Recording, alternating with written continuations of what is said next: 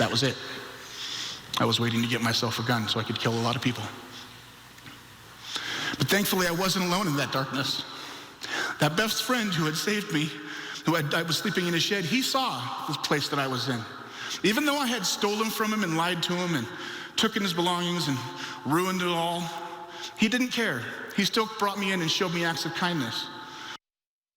And the act of kindness changed everything. Aaron Stark, that was his TED Talk. He's joining us this morning, now a mental health advocate, sharing a very personal and disturbing revelation of planning a school shooting in 1996. Luckily, that tragedy was prevented. And you shared your story in that TED Talk that I believe has been viewed 15.5 million times. Yeah. So obviously a very powerful story that is touching people and giving a different perspective as we try all as a community to figure out how to prevent this from happening again and again. As parents, it's everybody's biggest concern. So tell me a little bit about what led you to that desperate moment. It was a combination of a lifetime of abuse at home, self-hatred, and how that kind of combined into a self-identity that I was going to be the best monster, and I was going to I felt like I was invisible and wanted to scream out in the world. Mm-hmm. And thankfully, right before I committed the attack, I had an actual friend who treated me like I was a person when I didn't even feel like I was a human. Mm-hmm. And when you can show someone kindness when they feel like they're absolutely nothing, it can be the most cathartic, life-changing thing in the world. Mm-hmm. And you never know that act. Small, what could be perceived from the other side as a small act of kindness, mm-hmm. changed the trajectory of your life and potentially saved the lives of many others. Yeah, my best friend, if you ask him what he did, he said he just did what a friend does. Yeah. To me, it was the most life-changing thing in my entire life. It was... As I understand your story, and I was listening to your TED Talk about, you really had everything working against you. You had the abuse and the chaos at home, the constant criticism and negative talk, a lot of moving around, a lot of instability, a lot of bullying happening at school as you had to move from school to school and could never get your footing.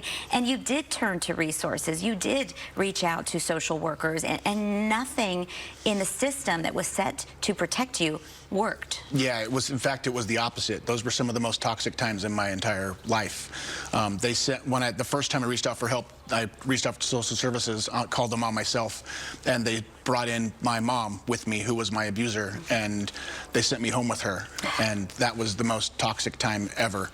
And then I tried again to get help, and when I was at the very bottom, and they again turned me away and said, "I'm sorry, there's nothing I can do. I can't help you." And I was at the absolute bottom. I described my life in that time like I was living in a giant tsunami of pain, like everything was sloshing back and forth. I didn't have any real control over it. When I hit that bottom, I found what was underneath that tsunami, and it gets really quiet and really still because there's nothing else you can lose. There wasn't any more down for me. And my plans had crystallized. I was living in a really chaotic situation with a bunch of what I call disaster groupie friends, people who were surrounding me. They kind of wanted to live vicariously through my darkness. Like they didn't have anything like me in the world. They wanted to see how far they can push me off the edge. And while they all got to go home, I got to go back to the streets and live in the fields and survive stealing food. And it was very, very, very dark times. And you really did get that gun, and that act of kindness really did stop you from taking action with that. And when you see, and sadly we see these incidences happen so often in our community, what does it stir in you? A need to...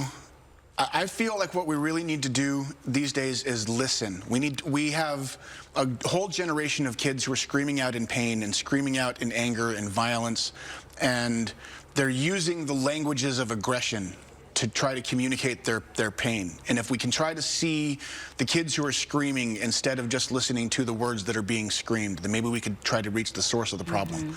Because from what I've found, the source of it seems to be self-destruction and self-immolation. I'm not good in myself. I'm not good enough in me. I need to burn myself apart to fit my world.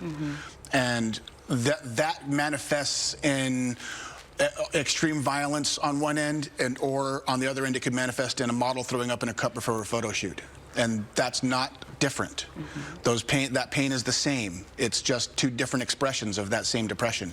And I think the more we can see the common humanality of it, the more we can realize that that kid in the dark was just like me. Yeah. And maybe we can pull him out and show him that he can exist too. He can make it into the light, and that there's a way out. Aaron, I applaud you for sharing your story and how powerful and important it is for people to hear you. He'll be the keynote speaker as they wrap up that school safety summit we've been talking about through the course of the morning. So thank you so much for being here and for sharing a story, and let's hope it changes other lives moving forward. Thank you. I just want to say, give love to the people you feel deserve it the least. They need it the most.